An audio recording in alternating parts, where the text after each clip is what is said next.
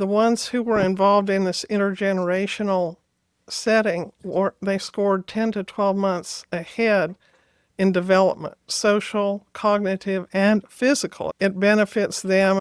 Absolutely. And even when you've got a top quality preschool and daycare, they are not going to have as many adults as the folks at Jenks might have access to with those residents who are there. And that is one of the ways that the children experience all those benefits you described. This is Conversation Balloons, a podcast of interviews with experts and friends about all things generational. I'm your host, Leah Farish. We're glad to have you here at Conversation Balloons, and we'll be talking to Dr. Shannon Jarrott about how she connects the generations together. She's professor of social work at Ohio State University and editor of the Journal of Intergenerational Relationships, and I could spend the rest of the afternoon giving you her curriculum vitae because it's very impressive. But Shannon, we're so glad to have you on. Thank you for inviting me. Yeah. Well, it's Global Intergenerational Week, so it's kind of a landmark for both of us, and this is your wheelhouse, so we're so glad to talk to you. And, the Surgeon General has said that loneliness is an epidemic in our nation and likely around the world, and that's one of the things you're addressing. And we're talking today specifically about shared site programs. Tell us what we mean by that. I'm glad to tell you about shared site intergenerational programs. These are programs that are delivering services or programming to people from different generations at the same time. And hopefully, they are also intentionally delivering these services and programming in a joint manner. That means bringing the different age groups together intentionally and with a goal of mutual benefit. A really common example that people might hear of and that pops up every once in a while as a high note in the news is when you've got a nursing home that might have a child care center on site. You can also find examples of senior centers that are located at high schools or senior centers that are located with recreation and parks programs, just to name a few. Mm-hmm. I've seen some of them, and there is something joyful about it. It must be a great thing to work on and promote. One thing that I also am interested in is the benefit to young people, which maybe isn't quite as obvious, but I was reading a recent Gallup poll for 2024 that said Gen Z lacks a sense of purpose. 48% report not having motivation, basically, to get up out of bed every morning. And how does an intergenerational program help young people with their sense of purpose? Your question prompts me to offer a couple of definitions that your audience might be curious about, especially given that I led with that example of childcare centers located at nursing homes. For me, an intergenerational relationship is one where the members involved belong to skipped generations or non-adjacent generations. So we're not talking about people of who are age of parents and children or adult children and older parents. We're talking about people who are kind of in that grandparent and grandchild age. And so for me, I think of intergenerational also typically going up into early adulthood. So that would capture your Gen Z folks. And we know that those Surgeon General data apply to young adults and teens as well, who are dealing with issues of feeling isolated and needing that sense of motivation. And so an intergenerational program is one good option that can give people an opportunity to go out and share something of themselves and to learn from somebody else as well. I emphasized early on, we prioritize that mutual benefit. If you're talking about these Gen Z individuals being lonely and needing a sense of purpose, they might share a goal with older adults. for offering intergenerational programming, a chance to build a social connection and a chance to give something back of oneself, to have a reason to get up and out during the day. A lot of other intergenerational programs will support mutual benefit, but they might be looking at a different benefit for one age group compared to the other. Yeah, one of the very first that I ever heard of was the founder of the organization that funds my production for the show.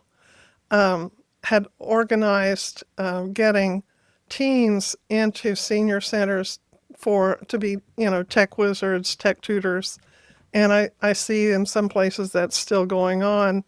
And that's certainly a skill that they have that they can share. And it builds your self esteem when you can show someone else how to do something. Those programs are alive and well. I mentioned to you, what am I working on during this Global Intergenerational Week? And one of the projects is related to a cyber seniors program.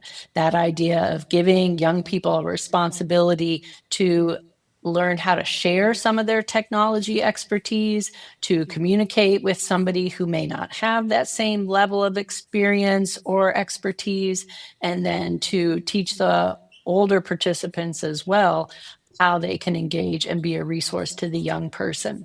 So you've been Well, around doing that work for a long time, or you've known about it for a well, long I, time? I do, and I've always wanted older people in my life. And when the last of an age cohort in my extended family passed away, I was casting about for some way to keep in touch with those people who were all along the road further than I was, and I just, picked out the mother of a friend of mine to go visit regularly, and in came a flock of students from a school called Holland Hall here, and they have a music teacher at that private school that comes to Inverness here in Tulsa and does music programs with those folks, and it just brings so much joy to both of them, both sets of people. I was hearing, you may have been involved in this, a Generations United webinar about how to connect communities to their older people and include them in improvements to the community. And the lecture was sharing. Sherry Steinig, I think, was talking. I hope I don't misattribute, but anyway, how they revitalized some bus stops and did programs in public libraries and even in supermarkets, getting the seniors to tell about how they have learned to shop economically and choose the right produce. And there are just so many ways that older people can come into the lives of young people that they don't know outside of family and even inside of family. I never thought of taking my grandkids to the grocery store and showing them the ropes. Yeah. Sherry Steinig and I have been connecting through Generations United initiatives for a long time, though I was not part of that webinar you referenced. I am not surprised. There is always something new coming out. And I think, isn't that creative? Isn't that clever? And it shows how people can respond to what are the needs in their community and what are the opportunities in their community. So, how do you respond to a need for young people to build everyday skills of feeding their family on a budget, looking for the most cost effective ways to navigate the grocery store, and a way to recognize that lived experience that older people have? That's pretty cool. And libraries, I think that they are really going to be continue to expand the resources they provide, even though they face funding challenges these days. I'm working on a library project this summer. I'm pretty excited about. Oh, well, I don't want to violate any confidentiality, but can you tell us some features of it? Yeah, and it addresses a couple of needs, right? So, like most good intergenerational programs, represents a convergence between needs that we have on, well, nationwide and globally is to have more new professionals who are interested in working with older adults. We find that that is a steep uphill climb. People don't have much experience with older adults. Old age is like this foreign country, as the saying goes, and they don't get a lot of training about it in school, so they don't get exposed to it. We have a need among families in the community who are caring for older adults who are navigating some memory problems, maybe some mild cognitive impairment, early stage dementia. They need some relief.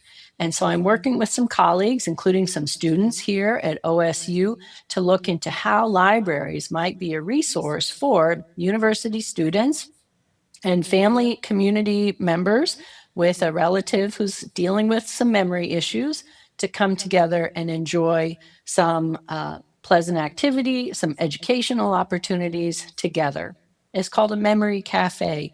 I didn't come up with this idea. Others have done it. They've done them in libraries, but we're looking to see if this is something that may be feasible in the Columbus area near OSU. Oh, that would be wonderful. Yeah. I was hearing about one program that includes storytelling in terms of teaching how to tell a story, and that would be, something a library might be supportive of, and how children, little children especially, don't really know how to tell a story very well, and they can get some tips, and the older people have the stories to tell, that's for sure. Well, as our attention span gets shorter, as we digest information more and more in short sound bites and with a heavy emphasis on the visual, we could all benefit from learning how to tell stories, not just young children who've perhaps never been tasked with doing that. So that sounds like a fun opportunity at the library, and would teach a skill that any of us could translate into other settings as well, where we just want to be clear. Yeah, sure. There's a program in the LA area, ONEgeneration Senior Oh, Enrichment yeah. Center. Are you familiar with it? And I've they had have, good fortune to visit ONEgeneration a few times. I would love to go out there and see that. They have high school students who can enroll to take an 8-week course with a senior, and they learn skills like that. And I'm not sure what else they do, but it sounds like a way to really give that sense of purpose to both of those age cohorts, and to include high school students who sometimes just don't feel comfortable even in their own age milieu amid their peers, much less an older person. Yeah. ONEgeneration really covers a wide range of ages. I was first introduced to them for the day programming that they provided to preschool age children and to frail older adults living in the community. And they do have a senior center that may be where these adults are coming from.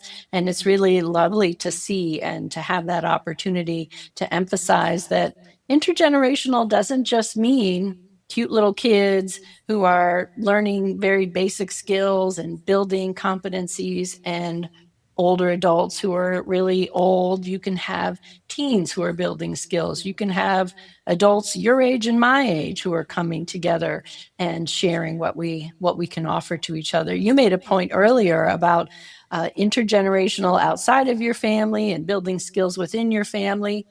Sometimes if we provide a safe space and we provide some prompts, it can be really comfortable to engage in that storytelling or that shared learning with somebody that you don't have a history with.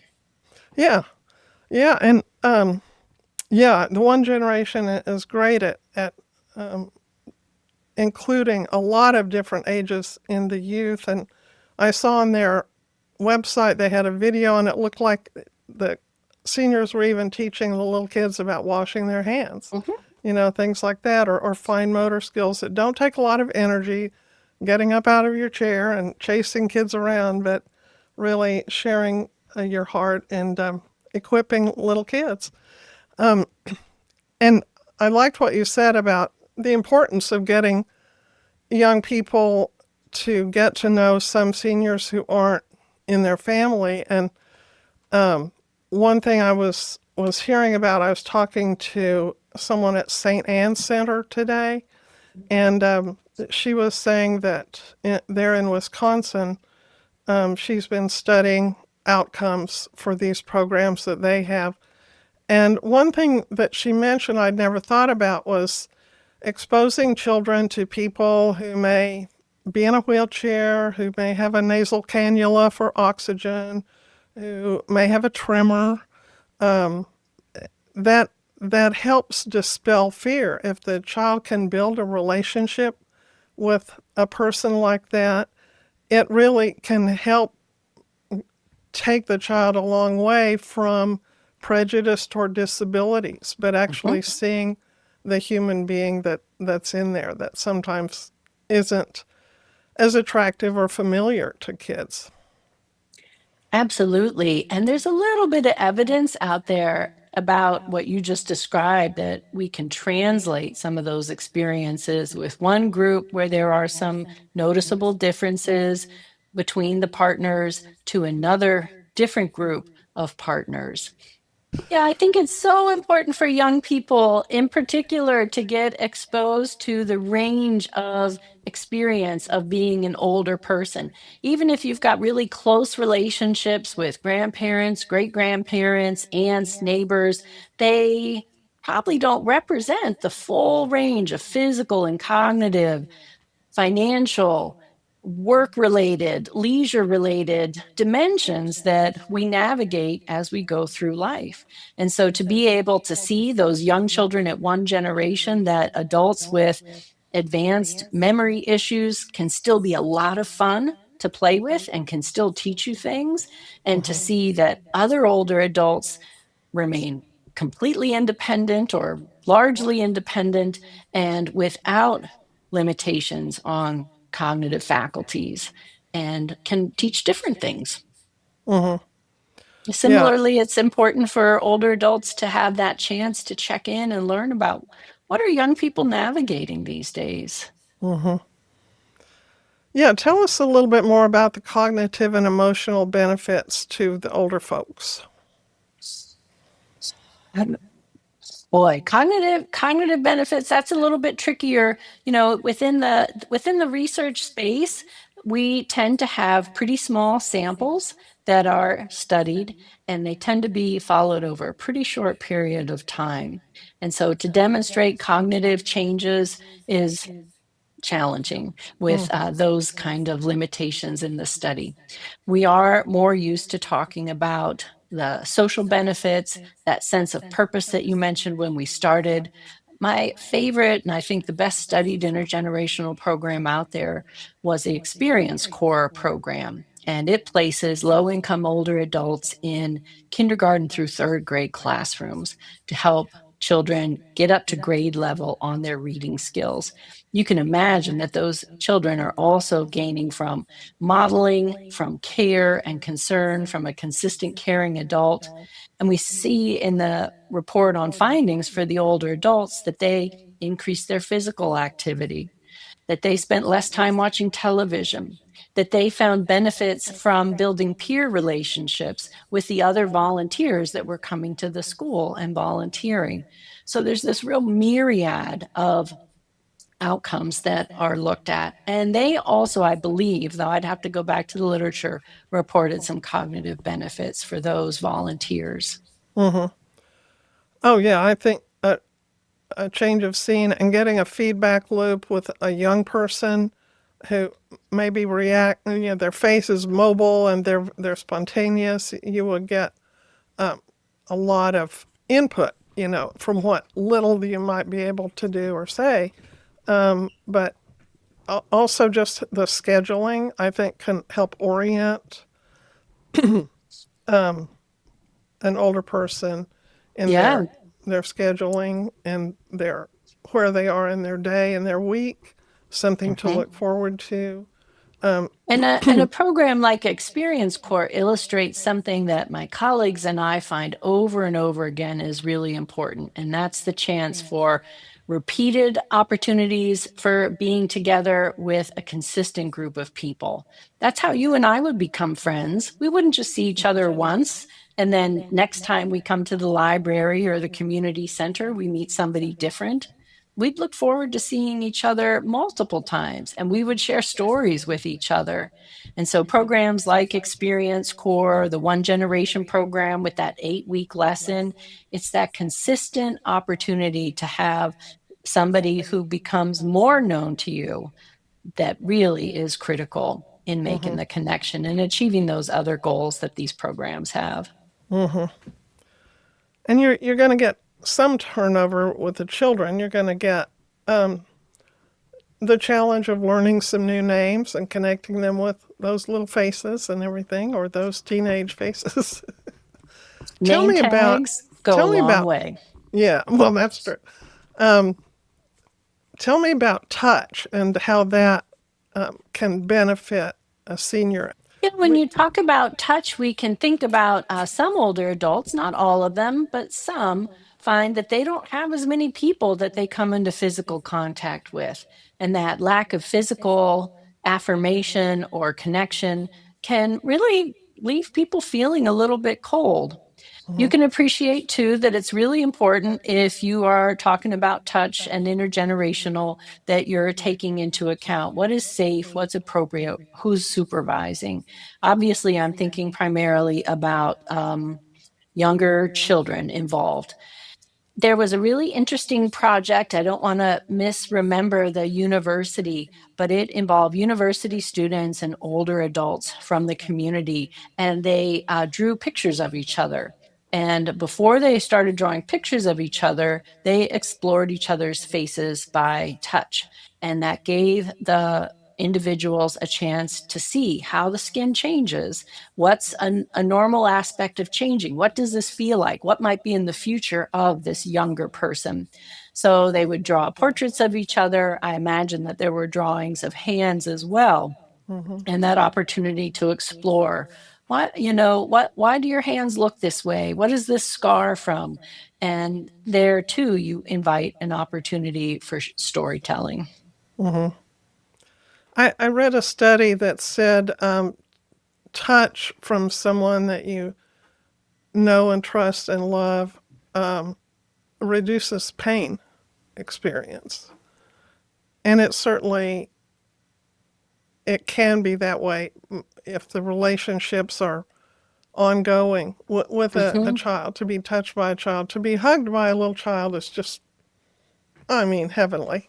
Again, you do have to observe protocols and be aware.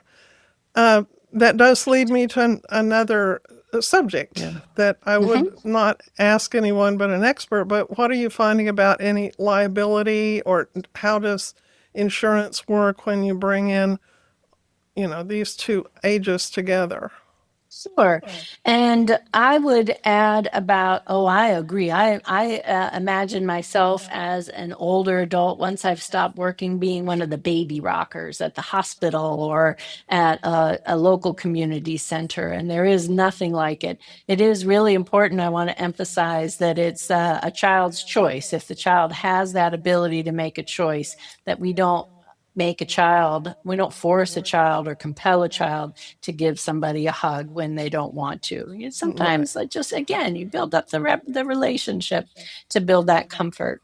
Uh, there are organizations that will, for the most part, they handle it in policy, and it's the same kind of policy. Obviously, we're talking about young children, and older adults might be volunteers, or they might be people who are receiving care at a center.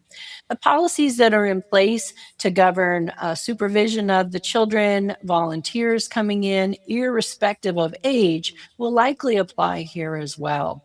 You would have guidelines that explain that an older volunteer is never going to be left alone with a child. There will always be a staff member who is responsible for the children who's present. If the older people who are coming over are care recipients, they will also always be supervised or in the company of a staff member who's responsible for those older adults. That is going to be the main thing. There are going to be some adults who, first off, don't want to spend time with young children. We respect that choice. And there are going to be some older adults, typically those who are in advanced dementia. And that, let me be very clear, is not all adults who are in advanced dementia.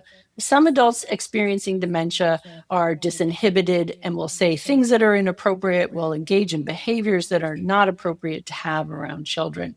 And the staff who are responsible and care for those older adults would be able to identify that this person should have something else to do during our Yeah. intergenerational programming. The other kind of things that take place because parents, including parents at ONEgeneration, when I did a survey there many, many years ago, is to make sure that there are good health and sanitation policies in place, that everybody washes their hands before they come together. There are groups that might do an elbow bump or a fist bump instead of shaking hands when they come in. There might be guidelines about when do you cancel your intergenerational session because enough people have had an illness or have experienced something that could be contagious. Again, this will vary a little bit depending on your youth and your older adult populations. There are concerns. I don't know if you know this, that parents sometimes worry about kids getting sick from older adults, and caregivers worry that older adults will get sick from the kids. Well, shoot, we should all be washing our hands more often. Yeah. Yeah. And, there are Insurance issues. and liability. I'm not very well positioned to talk about that. You would run into things that would look different if you were talking, for example, about high school or university students who might be going to older adults' homes. There'd be issues to attend about who's allowed to drive. Are you allowed to be in the house? Are you going to have a teenager going to an older adult's home? Will they be accompanied by an adult or by another teen? What are the parameters around exchange of gifts or information or things like that? But there are ways to deal with it. It is a real challenge, and Generations United tries to address this, that we tend to have policies that offer us guidance that are age segregated. So you've got one agency in the local government that's responsible for verifying that the child care center is safe and that they have good guidelines in place for volunteers visiting the center. That probably isn't the same agency that's working with the senior center or the nursing home to make sure that their residents and clients are safe and that they have a good policy in place for when visitors come. And Yeah. it becomes a responsibility then of the staff or the leaders of those organizations that want to do intergenerational things to try and educate the licensing bodies. Right. Sometimes it becomes prohibitive. Yeah. Yeah. There's a great program between Grace Skilled Nursing in Oklahoma, here in the Tulsa area, with Oh, yeah. Jenks Public Schools, which is a bedroom community of Tulsa. Are you familiar with that one? I got to visit that several years ago with the director, the executive of Generations United, Donna Butts. Yeah, it was a Well, lot of good. fun. Yeah, they have the. They actually do share a site. The pre-K and kindergarten are actually housed at that center, and there, I can see how that could be very bureaucratic to have a public school and all those regulations connected with Mhm. skilled nursing, and yet they're pulling it off, and everyone seems, to be having a good time. Yes, and they have got not all of their preschool and kindergarten classrooms, but a couple of them. And they've obviously got a close working relationship. I met a staff person at Jenks, who was working with administration and the teachers of the school, is another really good example that the residents had space that was going unused, and the school had a need for more space. And it's really fantastic that families, the teachers, the administrators have been able to make this work. Yeah, I saw. I haven't visited, even though I'm a lot closer over there than you are. But the big wall of windows that bulges out onto the playground where even if a senior, can't have contact, they can watch as much as they want to see these children playing. And that sound of children laughing and playing, there's nothing like it. And I think that's so cheering for everybody involved. Um, I was talking to Lori Grusbowski at St. Anne's in Wisconsin, and she said that children who are there was a study done on children who are integrated into a senior setting and were in a daycare setting otherwise. The ones who were involved in this intergenerational setting, they scored 10 to 12 months ahead in development, social, cognitive, and physical. And she said, I don't even understand how the physical fits in there, but it benefits them. And I've certainly read of the benefits to children of having the predictive value of having a child who is known by name by an older person outside their family, that they do better academically and socially, and they're just, you know when we lose some of the intergenerational connection we've had through changes in our society, there are important things we should do to make up for that deficit. Absolutely. And even when you've got a top quality preschool and daycare, they are not going to have as many adults as the folks at Jenks might have access to with those residents who are there. And that is one of the ways that the children experience all those benefits you described for the maybe I don't know if the children were at St. Anne's, but what part of what St. Anne's can contribute to. These kids have got a consistent bunch of older adults who are crazy about them, who love to see them, who call for them, and who help to scaffold some of those skills. So when you talk about the child being advanced by 10 months in their speech, in their cognition, in their emotional development, they get this by having this one-on-one or small group interaction with an adult who can model, who can observe where they are going developmentally and help them to speed up that scaffolding. Hmm. It's really cool. Hmm. Now, I do have to say that they may self-select a little bit. You may get a little more capable child who can, persist in that kind of environment that maybe some other kids just aren't. They're not ready for that. You know, crossing that. Maybe. Yeah. And certainly at a place like St. Anne's, the same thing for some of those shared site programs. It would be really important that parents know that this is a part of the routine and that if they don't want their child to be spending time with older adults, they maybe need to pick a different location if this is really going to be something that's part of the routine for the kids. In my experience, it is usually an entire class or a class splits and they take turns. There aren't very many kids who are able to opt out of that intergenerational programming. They might enter more slowly into it. They might take a little while to warm up. But if you're at a shared site like St. Anne's, those teachers are going to work really hard to help that child feel comfortable and confident entering into the intergenerational space. There are some places where I do believe selection plays into it.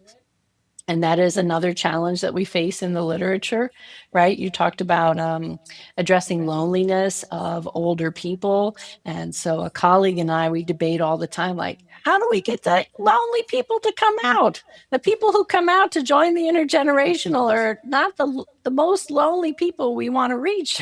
And that Right. is a real obstacle sometimes. We got to come up with some better strategies, I think. Yeah.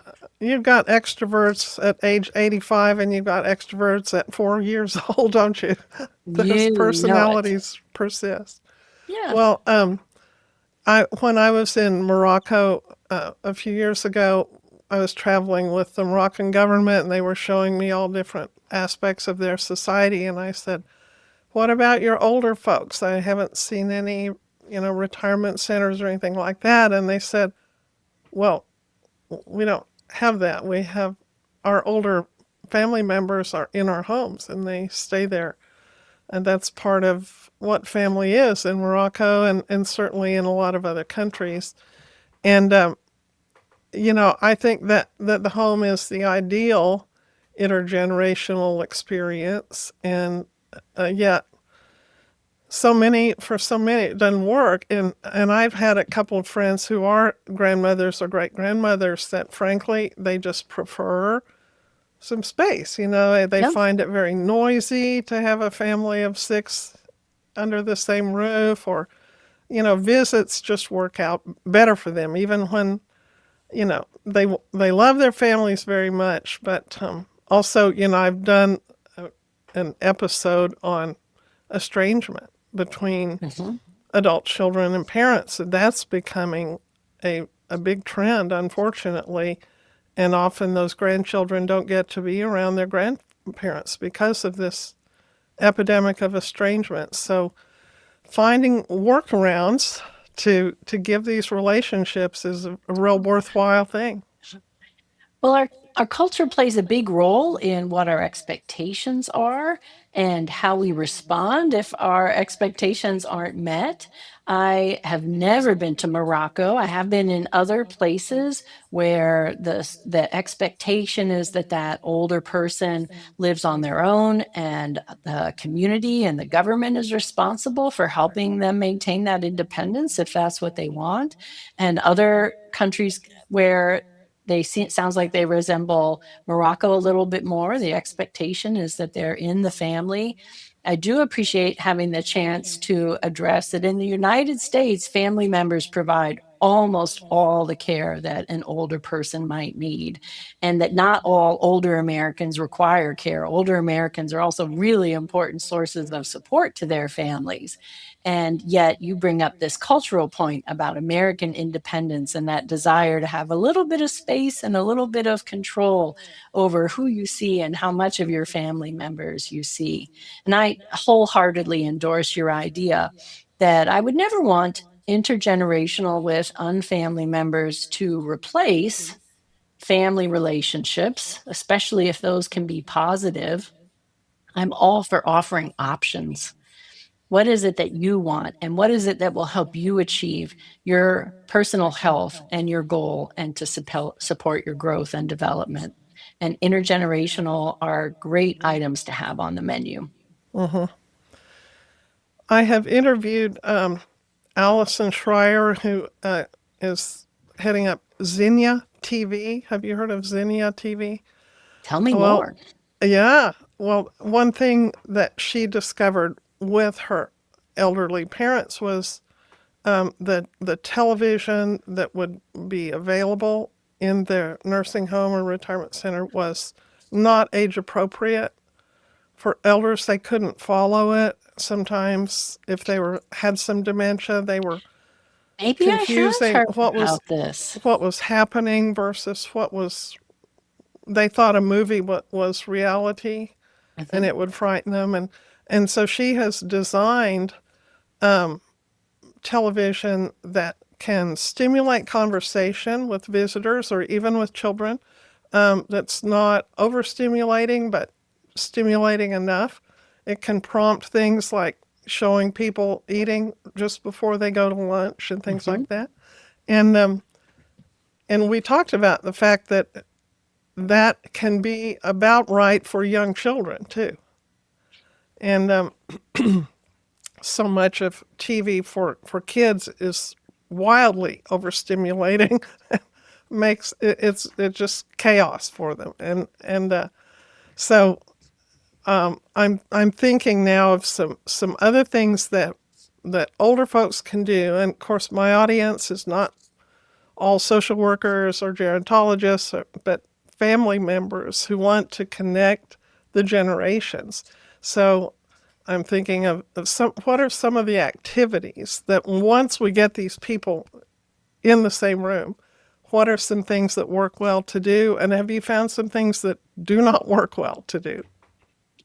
Yes, I have, and I think that have heard about the Zinnia TV, and I know everybody's got an opinion about how much television we should consume, and yet the reality is that family members caring for an older adult relative have got often a lot of demands, and to have something relaxing that the adult can do on their own or that they could do with another person is really appealing to give everybody a chance to refresh your point of view and have some conversation. For your question, are you thinking about young and older people who are related to each other or who aren't related to each other? Either one, All right. whatever comes to mind. All right. Well, the number one thing that I would think about is getting young and older people together in a small group or in a pair. It can be appealing to think about reaching as many people as possible by inviting the whole Girl Scout troop or the whole classroom over to spend time with the entire residents of a community and having something fun that they might watch together. And that tends to end up with age division. The kids want to sit together with their friends. They're probably on the floor because there aren't enough chairs, and the older adults are busy wanting to reach the kids. And often the appropriate behavior during those activities is to sit quietly and watch somebody else perform or Yeah, read or that's not. something else. Yeah, So okay. small groups or pairs, and an opportunity to do something where they get to learn about each other's preferences and interests. So you mentioned that Zinnia might have some prompts within the video to encourage questions. Maybe you've got somebody who's got a story where they plan to ask a couple of questions, and they stop reading the story and they ask you to turn to your neighbor and share about a time when you had a certain experience, or you got to pick out something to eat for your birthday, something age appropriate for the group. So sharing those stories is important. Learning about the abilities and the interests of your young and older people can help you to make sure that they're confident. For example, I've seen that adults who have some memory issues will sometimes turn down an invitation to come to something intergenerational. And I believe that's because they're nervous about not succeeding in that interaction. And so I might want to tell an older person, if they are unsure if they want to join in, why am I asking them to come? I might think about if it would help them to get a chance to practice what we're going to do when we get together with the young people, so they feel more confident going in. A colleague of mine, Ernest Gonzalez, did something interesting that also comes to mind and is a little bit opposite to what I just said. And that was to give the young and older people something to do together that none of them have expertise on, because then it's like a level playing field. Also, we sometimes expect the older people to know how to do things, or older people appoint themselves as the experts and they take over. But if you bring something novel in, then they're all beginners and they learn together. They're probably going to have a good time, and that's pretty fun as well. So those are a couple of my ideas. I love it. Well, I want to thank you so much for your work and ask what my audience can do to hear more from you or from this kind of work on shared sites. You've already identified the organization that is the best source of information for people interested in intergenerational at all different levels, and that's Generations United. Their website is gu.org. Really easy to find. They've got free resources, they've got items to help make the case if you want to bring intergenerational to your community organization. They've got tools, some of which I've contributed to, on planning and assessing your program, and even the shared sites. They have something specific to shared site programs. And they offer a lot of resources as well. We didn't talk about kinship care programs, but that's been a big focus of their work these last several years. And I'm going to be going to a GU conference in Louisville, Kentucky in June this year. My information is widely available, and I'm pretty easy to find as well. If you look up Shannon Jarrott, Jarrott, and I'm always glad to hear from folks that are trying to use intergenerational strategies to have a win-win-win situation where your young people gain something, your older people gain something, and the staff or community who are bringing them together also experience benefit. Mm-hmm. Well, thank you for that. I'm going to close with one metaphor. I think I came across your Facebook page, and you like gardening, don't you? I do. It's high gardening season in Columbus, Ohio. Oh yeah, and I just thought you're kind of a gardener. You're putting these little gardens together of different kinds of species of people, and tending them and making sure that they flourish. So that's sweet. Have you ever thought about that comparison? It's a great metaphor, and it reminds me of something I shared recently with friends, that what I love about gardening is the plant keeps growing in a way that you can divide it and share. It just keeps giving. And so a good intergenerational relationship can do that too. Thank you for that prompt. I appreciate that. Subscribe and review Conversation Balloons on your favorite podcast platform. Find me at leahfarish.com and on Instagram at LeahFarish.